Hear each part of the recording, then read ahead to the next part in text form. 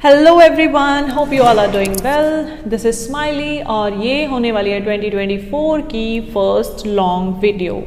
Shorts तो कुछ एक दो डाल दिए थे मैंने, बट इसमें मैंने कोशिश की है that I will give you some expressions जो हम सोचते रह जाते हैं कि इसको इंग्लिश में बोलेंगे तो कैसे बोलेंगे।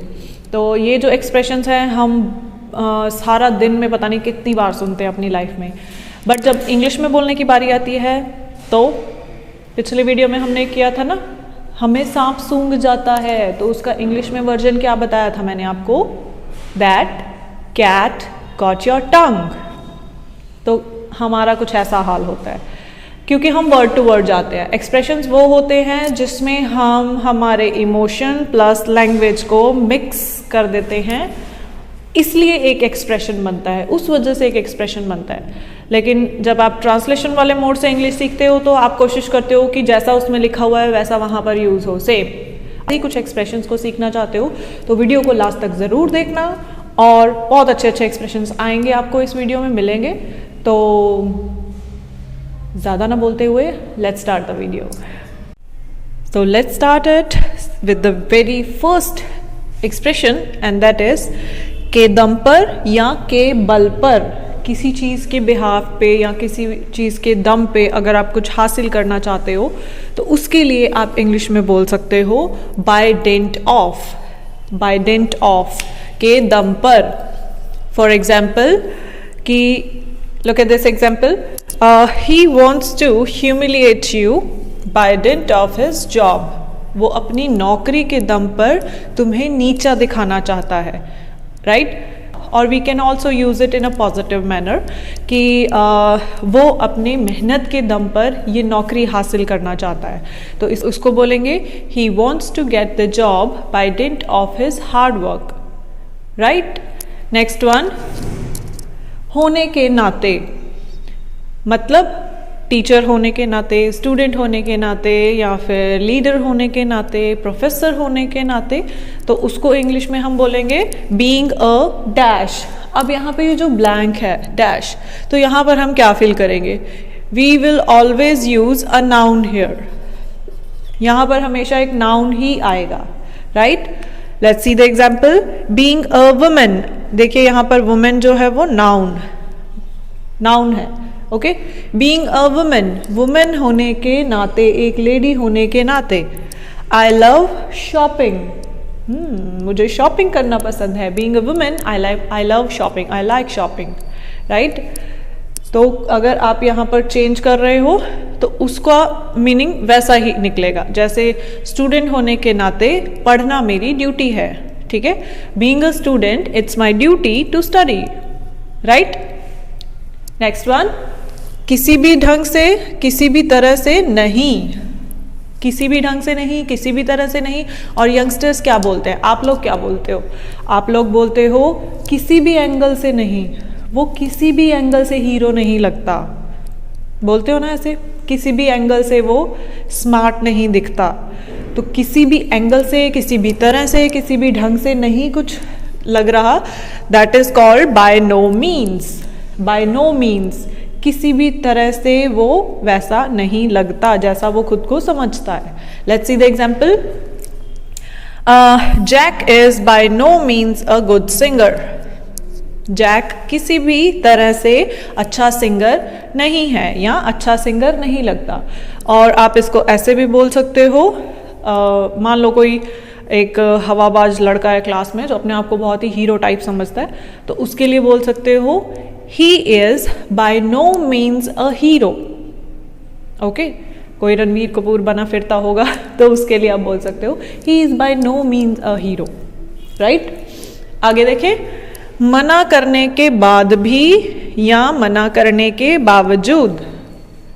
बहुत बार हमें घर के एल्डर्स बोलते हैं ऐसा, टीचर्स बोलते हैं ऐसा, मेरे मना करने के बावजूद तुमने ये काम किया। सेम इंग्लिश में भी हम यूज़ कर सकते हैं, और इंग्लिश में हम बोलेंगे डिस्पाइट माई रिफ्यूज़ल। अब यहाँ पे जो माई है, डिस्पाइट माई रिफ्यूज़ल, तो हम यहाँ पे अकॉर्डिंगली प्रोनाउन चेंज कर सकते हैं, किसी का नेम डाल सकते हैं, okay, as per the need of our sentence.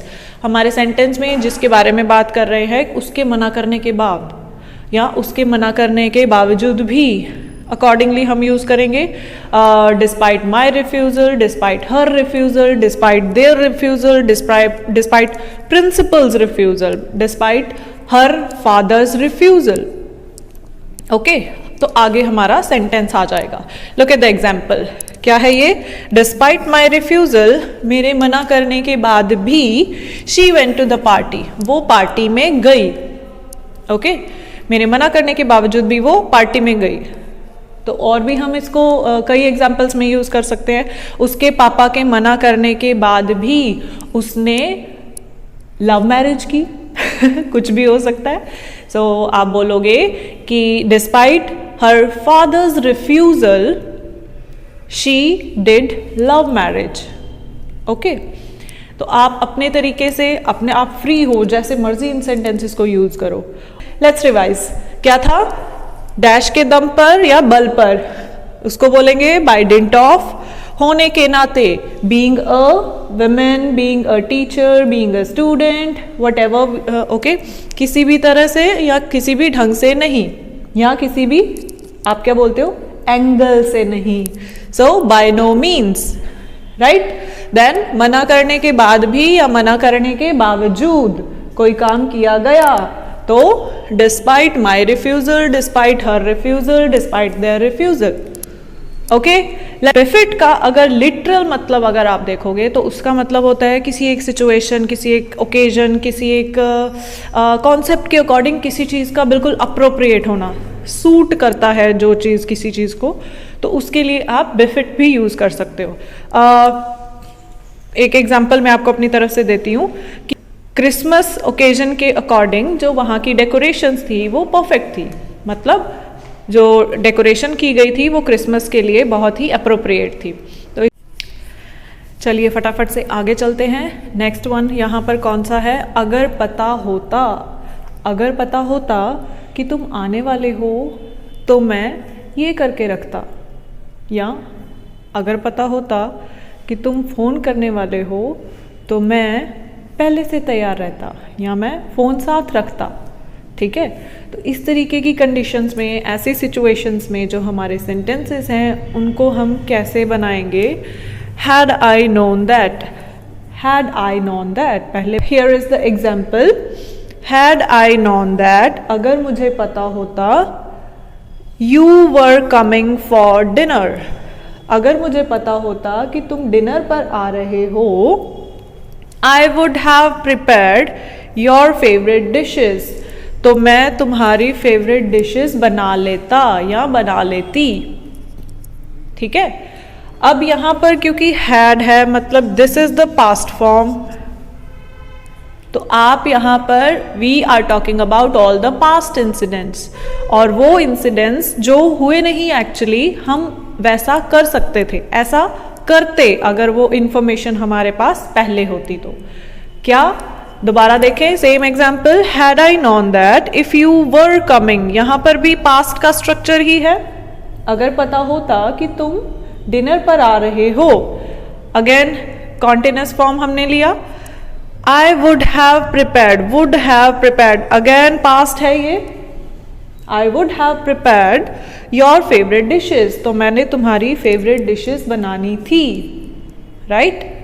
अगर तुम कहो मैं कोई ऐसा गीत गाऊं या आरज़ू जगाऊं, अगर तुम कहो, सॉन्ग याद है? I know I am a bad singer, sorry for that, लेकिन हमारा सेंटेंस क्या कहता है? इफ यू से सो, अगर तुम कहो, अगर तुम कहो तो एक ही दिन में सारे एक्सप्रेशंस करवा दूं? नहीं, ऐसा नहीं करेंगे हम, क्योंकि बहुत ज़्यादा हेक्टिक हो जाएगा। चलिए, अगर तुम कहो, एग्जाम्पल क्या है हमारे पास? इफ यू से सो, अगर तुम कहो, I can come there to help you, मैं तुम्हारी मदद करने वहां आ सकता हूं। अगर तुम कहो तो मैं तुम्हारे साथ खाना बनवा सकता हूं। If you say so, I can help you in preparing food, या फिर कुकिंग फूड। ओके, तो आप अगर तुम कहो किसी को खुश करने के लिए बोल सकते हो। अगर तुम कहो तो चांद तारे तोड़ के ला दूँ, बट ऐसा पॉसिबल नहीं है, रियलिटी में रहना ज़्यादा अच्छा है। तो अगर तुम कहो, if you say so. Next, ये तुम्हें शोभा नहीं देता। अच्छा लगता है ऐसे किसी को अपने घर बुलाना? अच्छा लगता है किसी अजनबी से गिफ्ट लेना? शोभा नहीं देता। और जो हमारी इनफॉर्मल लैंग्वेज होती है ना, हिंदी लैंग्वेज भी, तो उसमें हम इस तरीके से बोलते हैं। हम हर बार शोभा नहीं देता, शोभा नहीं देता नहीं बोलते, हम बोलते हैं अच्छा लगता है, एक मतलब सार्कास्टिक वे में बोलते हैं, है ना। तो ये एग्जाम्पल क्या होगा, एग्जाम्पल नहीं, पहले उसका स्टेटमेंट देखते हैं। ओके, ये तुम्हें शोभा नहीं देता, it doesn't befit you, it doesn't befit you. अब यहाँ पे ये जो वर्ड बिफिट है एक verb. The decorations were befitting Christmas, right? Let's move further. So next क्या है हमारी लिस्ट में? नेक्स्ट है चाहे जो भी हो, चाहे जो भी हो। अब इसको लेके तो कोई सॉन्ग मेरे माइंड में नहीं आ रहा, तो I can't entertain you, but English जरूर बता सकती हूँ इसकी। चाहे जो भी हो, no matter what, no matter what. अब इस सेंटेंस की ब्यूटी क्या है, इस फ्रेज की ब्यूटी क्या है, that you can use this phrase in the beginning of your sentence and in the end also. शुरू में और लास्ट में दोनों जगह आप इसको यूज कर सकते हो। ठीक है जी, लेट्स सी द एग्जाम्पल। पहले क्या है हमारा एग्जाम्पल? नो मैटर वॉट, चाहे जो भी हो, I will always stand by you, मैं हमेशा तुम्हारे साथ खड़ा रहूंगा, मैं हमेशा तुम्हारा साथ दूंगा, या मैं हमेशा तुम्हारी साइड पे रहूंगा। No matter what, I'll always stand by you, मैं हमेशा तुम्हारा साथ दूंगा। जो ट्रू फ्रेंड्स होते हैं, they always stand by you, no matter what। तो अगर हम इसमें no matter what को लास्ट में लेके जाए तो हमारा सेंटेंस कैसे साउंड करेगा? So I'll always stand by you no matter what, चाहे कुछ भी हो जाए। ओके, अपना सेंटेंस जो आपके माइंड में आ रहा है कमेंट में डालो, जल्दी से चेक करेंगे। नेक्स्ट वन, दाल नहीं गलती। बहुत बहुत बहुत बहुत ही कॉमन है, बहुत कॉमन है। मेरी तो वहां पे दाल ही नहीं गलती, मतलब आपका वहाँ पर कोई इन्फ्लुएंस नहीं है, या फिर कोई फ़र्क नहीं पड़ता किसी को, या फिर कुछ असर ही नहीं होता मेरी बातों का। जब आप ये बोलते हो कि मेरी दाल नहीं गलती, मतलब नो इन्फ्लुएंस, कुछ नहीं हो रहा आपके वहाँ जाने से, आपके वहाँ ना जाने से, आपके कुछ कहने से, आपके कुछ ना कहने से, कोई फ़र्क नहीं पड़ रहा। तो दाल नहीं गलती इंग्लिश में ये थोड़ा सा इडियोमैटिक है, क्योंकि वर्ड टू वर्ड तो मैंने आपको पहले ही बोला कि फ्रेजेस को हम word to word English to Hindi में ट्रांसलेट नहीं कर सकते, इसीलिए हम ये वीडियो बना रहे हैं, राइट। चलिए देखते हैं क्या है ये। Cut no ice, cut no ice, कोई फर्क नहीं पड़ता, या मेरी दाल नहीं गलती, या कहीं पर भी दाल ना गलना। हिंदी में हम दाल ना गलना बोलते हैं, लेकिन यहाँ पर दालें आई कहाँ पर? यहाँ तो दाल थी, यहाँ पर आइस बन गई। क्या कॉम्बिनेशन है ये। एग्जाम्पल देखते हैं। योर रिमार्क्स, आपके जो भी वर्ड्स, आप जो भी कुछ बोल रहे हो, या आप जो भी कुछ रिमार्क्स दे रहे हो, कमेंट अच्छे बुरे whatever, cut no ice with me, मुझ पर उनका कोई असर नहीं हो रहा, या तुम्हारे रिमार्क्स की यहाँ पर दाल नहीं गल रही, तुम जो भी कह के मुझे इम्प्रेस या मुझे डीमोरलाइज करने की कोशिश कर रहे हो, तो उसका मुझ पे कोई असर नहीं हो रहा। Your words cut no ice with me. Okay, तो क्या होता है दाल ना गलना? Cut no ice. रिवाइज करें, इट्स रिविजन टाइम। अगर पता होता, हैड आई नोन दैट, अगर तुम कहो, इफ यू से सो, ये तुम्हें शोभा नहीं देता, इट डजंट बिफिट यू। जैसे